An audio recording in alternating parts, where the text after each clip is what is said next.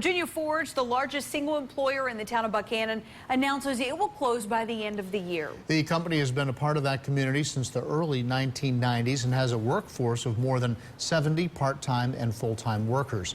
WSLS 10's Rob Manch is here in the studio with us tonight. He's been talking to folks in Buchanan. So, Rob, you spent the day up there. What's the reaction around town?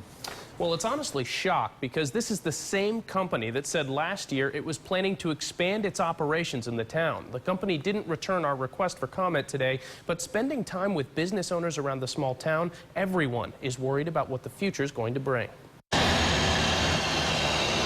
Myra Dancusi works right down the street from Virginia Forge at Mount Joy RV and Hardware. She's already anticipating the impact this closing will have on her small town. It's going to hurt us where they get supplies from us. You know, they go to local restaurants and they're members of the community. So it's definitely going to hurt the community when they've been here for 18 years. Some of the older people might not be able to find jobs. People involved in Buchanan's administration say they weren't prepared for the news.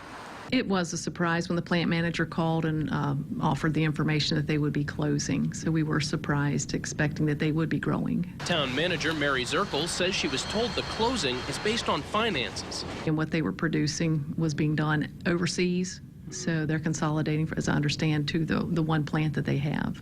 Now, in just a few short months, dozens of employees need to find new jobs and potentially new careers. I know specifically one person who's been there 18 years, you know, and that's her whole life. That's all she's known for the last 18 years. So to be able to go out and find another job, it's going to be hard. Zirkle says after the initial shock of the news, her office is now trying to stay positive, promoting the town's existing assets. We've had at least 3 restaurants come in over the past year, and a lot of them have capitalized on the growth of the river, the Upper James River Water Trail. We have a great boat launch here, and so as that has grown, we've tried to capitalize on that. But ultimately, Dancusi says recovery will need to involve a new company moving into the Virginia Forge building. The faster that we can get the manufacturing plant unvacant and get other opportunities in here, it'll definitely help the community and maybe help jobs as well.